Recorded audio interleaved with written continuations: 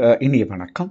புணர்ச்சி மகிழ்தல் என்ற அதிகாரத்தில் நம்ம பார்க்க இருக்கிறது 9வது குறள் 1109.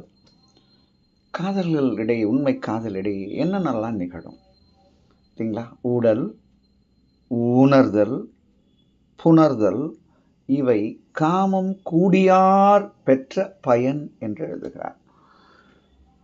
காதலிலே உண்மையாக, அதாவது காதலில் இருபக்கமும் இருக்கும் நிலை உள்ளவர்களிடையே கூட ஊடல், ஒரு சின்ன சின்ன கருத்து வேற்றுமை, ஒரு செல்ல செல்ல கோபங்கள், லவ் டெஃப்ஸ் என்று சொல்வார்கள். டெஃப் என்று அதற்கு அழகாக சல்கிங் என்றும் சொல்லலாம். அப்போது அவர்களிடையே அந்த ஊடல் என்பது இயற்கையாக அது நிகழக்கூடிய சின்ன சின்ன சின்ன சின்ன செல்ல கோபம், அது நிகழணுன்றார். ஊடல் அடுத்து அடி போட்டார் பாருங்க, உணர்தல். அது எப்படின்னா, அது அப்படியே ஊடலாகவே இருந்துடக்கூடாது. அடுத்து உட்காந்து பேசணும். நானும் இந்த மாதிரி சொல்லியிருக்கூடாது, நானும் இந்த மாதிரி பேசியிருக்கூடாது, நானும் இந்த மாதிரி அடிச்சிருக்கூடாது, நானும் இந்த மாதிரி அடி வாங்கியிருக்கூடாது அப்படின்னு பேசும்போது அங்கே உணர்தல் நிலை ஏற்படுகிறது.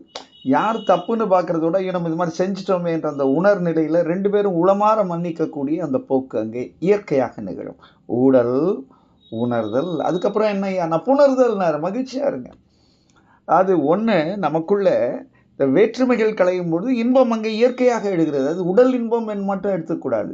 அந்த உள்ள மகிழ்ச்சியாக இருக்கும்போது பெறக்கூடிய இன்பங்கள் தான் உண்மை இன்பங்கள். உள்ளத்தில் ஒரு வெறுப்போடோ ஒரு விதமான ஒரு அசூயையோடோ நம்ம எதை செய்தாலும் அது இன்பமாக ஏற்கப்படாது. அது ஒரு சடங்கு. இங்கே சடங்கு இல்லை, இங்கே மகிழ்ச்சி, உண்மையான மகிழ்ச்சி, உள்ளத்தால் உவந்த இயைந்த மகிழ்ச்சி. அது எப்போ வருது?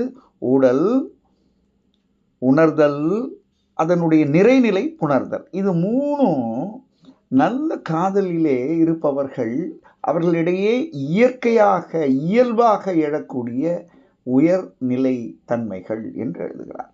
உயர்நிலை ஆன்மீகம் என்று சொல்வது போல் இதுவும் ஒரு உயர்நிலை காதல் என்று எடுத்துக்கொள்ள வேண்டும். இதை ஒவ்வொரு இல்லத்திலும் பயன்படுத்தும் பொழுது அங்கு நீதிமன்றங்களுக்கே எங்கே இடமில்லை. அங்கே ஒருத்தர் தனியாக கவுன்சிலிங் பண்ண வேண்டிய வேலையே கிடையாது. ஆனால் அந்த கவுன்சிலிங் நீங்களே முடிச்சுக்கிறீங்க. அதான் உணர்தல். அந்த உணர்தலுக்கு அப்புறம் அங்கே வேலை கிடையாது. அதுக்கப்புறம் இணைதல். இதுதான் நான் அந்த தலைப்பாக கூட போட்டிருக்கேன். காய்தல், கலைதல், கலத்தல்னு போட்டேன். இந்த மூன்றும் நிலை வரும் பொழுது அங்கே இன்பம் உலவுகிறது, இன்பம் பயணிக்கிறது, இன்பம் நிலைக்கிறது. அந்த இன்பம்தான் வாழ்க்கை. வாழ வேண்டும் என்ற வைராக்கியத்தையும் தருகிறது என்று சொல்லி இந்த நாள் இனிய நாளாக இதே வாழ்த்துக்கள். நன்றி, வணக்கம்.